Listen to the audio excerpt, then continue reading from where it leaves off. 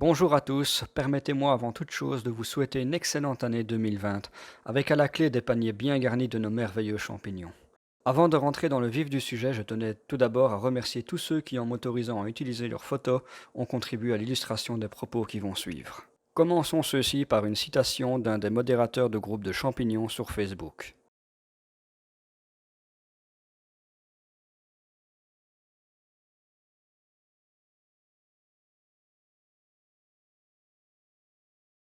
Il n'y a plus de mystère, vous avez compris que je vais encore parler de la taille des morilles.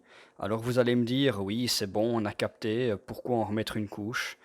Parce qu'après la diffusion de ma vidéo de l'an dernier, j'ai encore pu constater ça, ou encore ça. C'est dommage. C'est quand même bien plus intéressant les trois quatre images qui vont suivre. Alors je ne vais pas vous imposer une dictature, je n'en ai de toute façon pas le pouvoir. Je vais juste à mon humble niveau essayer d'apporter ma pierre dans le changement des mentalités. Commençons par une petite photo. Jouez le jeu, ne mettez pas la vidéo en pause. Alors, combien voyez-vous de moris?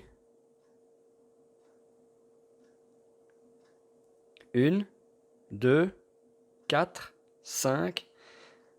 Non, non, non, non, faux. En fait, il y en a 11.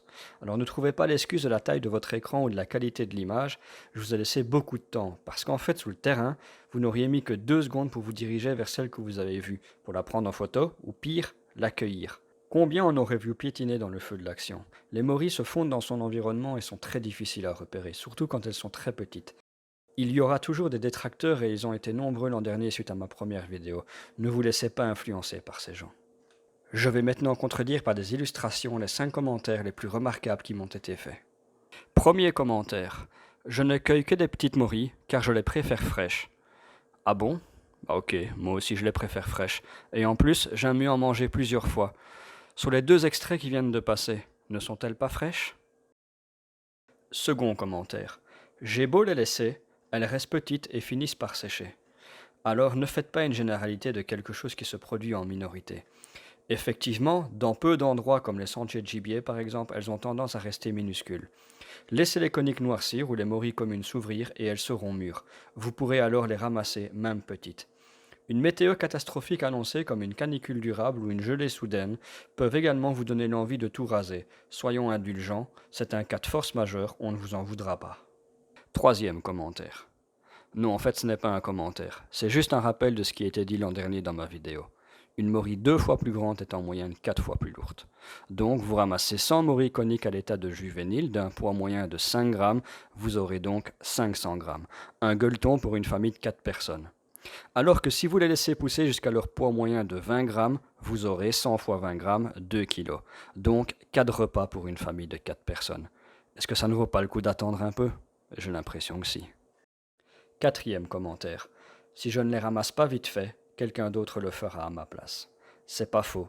Mais au risque de ne quasi rien avoir car vous n'avez ramassé que des petites, si vous n'êtes pas seul sur vos places, essayez d'en trouver des plus discrètes, plus éloignées de la civilisation, c'est tout. Depuis 4 ans, sur les spots où j'ai de la concurrence, je ne me rends plus malade à les observer pousser pour ensuite les voir cueillis avant que je ne le fasse. J'ai une petite dizaine de places connues par d'autres, je n'y mets plus un pied, sauf une fois, lorsque les morilles sont bien grands d'ailleurs. Je réserve une demi-journée à faire le tour de cette dizaine de spots, vous seriez franchement étonné. Durant les 2 premières années, en 2016 et 2017, 50% des places connues n'avaient pas été faites. Ajouté aux 10% des morilles qui n'ont pas été vues sur l'autre moitié des places, j'ai donc ramassé 60% de ce que j'aurais pu cueillir à l'état de juvénile. Sur une base de 100 morilles coniques, si je les avais ramassées petites, j'aurais eu 500 grammes. En collectant 60% à l'état adulte, j'en aurais 60 fois 20 grammes égale 1,2 kg. Encore une fois, je reste gagnant. Et faites le calcul, je n'invente rien. Pour être plus rentable que 500 grammes, il faut que seulement 15% des places n'aient pas été faites avant moi, car les 15% ajoutés aux 10% que les autres n'ont pas vu, j'arrive à 25%, donc sur 100 morilles, 25 morilles. 25 fois 20 grammes, 500 grammes. Vous comprenez?